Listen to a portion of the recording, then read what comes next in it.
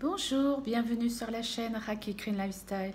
Si vous ne me connaissez pas, je suis Raki.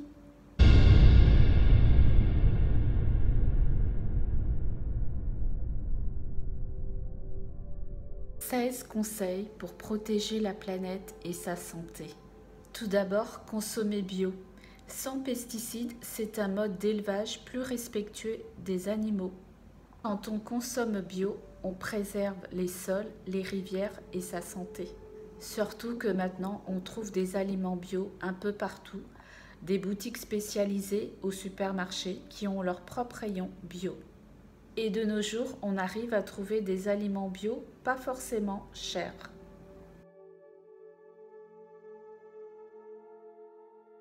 Ensuite, n'oubliez pas d'acheter local. Car si les produits sont suremballés et qu'ils sont cultivés loin de chez nous, les bénéfices pour la planète sont annulés. Privilégiez les marchés ou les magasins de producteurs. Ou sinon, cultiver son propre potager. Il n'y a pas de circuit plus direct que de son jardin à son assiette. C'est simple et basique.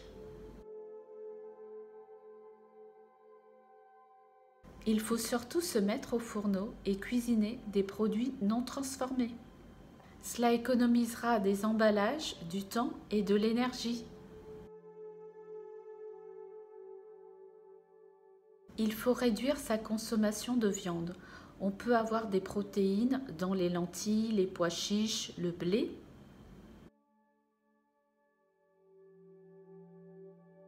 Il faut acquérir des meubles d'occasion chez Emmaüs, sur les sites internet ou dans les brocantes. Il ne faut pas hésiter à faire des retouches sur les vêtements abîmés. Au lieu d'en racheter, il y a plein de tutos sur internet. Car raccommoder un vêtement, c'est le faire durer finalement. N'hésitez pas à acheter des vêtements seconde main. Vous pouvez en trouver chez Emmaüs, dans les brocantes, dans les vide dressing, dans les dépôts-ventes. Vous pouvez aussi faire vos propres produits ménagers avec des ingrédients bon marché comme le vinaigre blanc, le bicarbonate de soude, le savon de Marseille ou les cristaux de soude. On fabrique ainsi des produits sains pour la santé et la planète en minimisant les emballages. Il faut bannir le plastique, c'est-à-dire les objets à usage unique, comme les assiettes ou les gobelets en plastique, ou les cotons-tiges aussi. On peut aussi utiliser une gourde en inox qui nous suit partout. On en trouve de très jolies de nos jours. Il faut devenir une pro ou un pro du tri, car seulement 20% de nos déchets sont recyclés. On peut recycler les vêtements, les petits électroménagers, les médicaments, les piles et les ampoules aussi. Utilisez les transports en commun. Un bus peut transporter l'équivalent de 40 ou 50 passagers.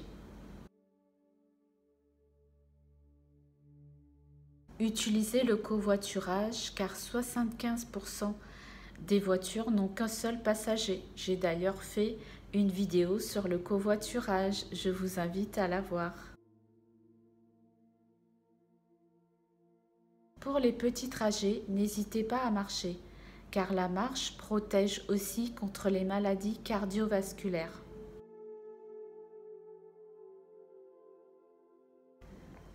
Et enfin, je vous dirais qu'il faut plutôt réparer que jeter. Sur Internet, on a beaucoup de tutos pour savoir réparer un objet de nos jours. Et sinon, vous pouvez avoir des bénévoles pour vous aider à réparer un objet. Par exemple, à La Réunion, on a des ateliers Réparali. Si vous avez aimé la vidéo, n'hésitez pas à la liker ou à la partager, ça fait toujours plaisir. Et surtout, abonnez-vous pour avoir les prochaines astuces écolo. Merci, à bientôt, au revoir.